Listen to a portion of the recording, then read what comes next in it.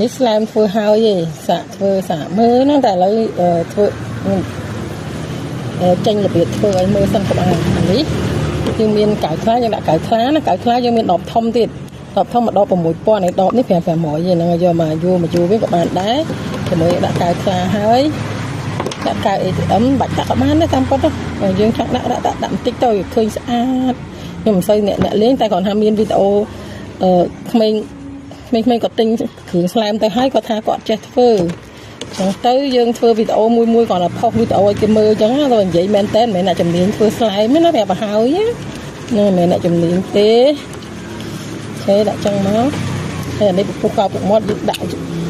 ទឹកបរិចមុនក៏បានដាក់នេះក៏បាននេះអត់គ្រប់បាញ់អីជ្រុះទៀតអីជ្រុះក្បាលល្អមើលអាហ្នឹងខត់ទាំងចឹងណាខត់ទាំងចឹង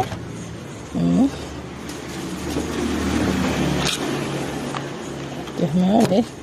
កូរមកណាអូវឹកវាចូលជាតិគ្នាហើយអានេះវាធ្វើឲ្យគ្រប់ថ្លែមយើងវាឡើងធំឃើញនេះឃើញច្រើនហ្នឹងមិនដាក់ទឹក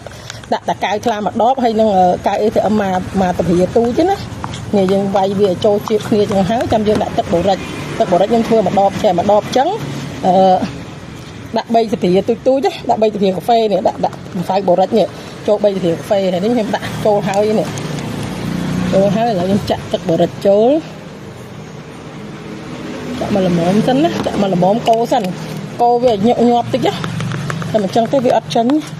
ណានេះអត់មានកាត់តវីដេអូណាហើយវាចាញ់ចឹងមកហើយចំពោះពណ៌យើងដាក់ពណ៌ក៏បានយើងប្រើក្លេក៏បានដែរនេះយើងប្រើពណ៌ហ្នឹងក៏បានយើងប្រើក្លេក៏បានដែរណាឲ្យចាញ់ពណ៌តែនេះខ្ញុំប្រើក្លេនេះខ្ញុំប្រើតែនេះហើយយើងប្រើតែពណ៌ក្លេទេដាក់ចូលវាម្ដុំទៅវាចាញ់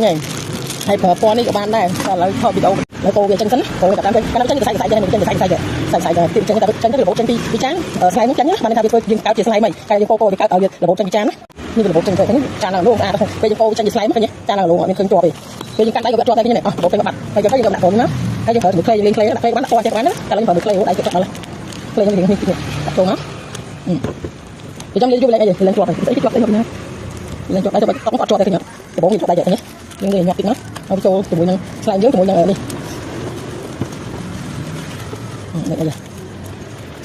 ចឹងឥឡូវវាចាញ់ចឹងម្សៅបរិចយើងហ្នឹងដាក់ទឹកដបហ្នឹង3កាហ្វេទឹកដបហ្នឹងឲ្យ3កាហ្វេទៅវាចាញ់ឈាមទឹកបរិចយើងបាច់ទឹកបរិចដបហុងបានដែរឥឡូវចាញ់លេងនេះចឹងហេនេះចឹងដែរខ្ញុំប្រើក្លេណាពណ៌តែចង់និយាយថាប្រើពណ៌នេះបានដែរនេះពណ៌នេះខ្ញុំប្រើក្លេនេះប្រើកាត់នេះប្រើក្លេឡើងជាប់ដៃនេះចង់លោតទៀតលោតស្លែងចូលគ្នាបាត់ហ្នឹងអរគុណខ្ញុំបាននិយាយទៅស្លែងណាអរគុណបាយ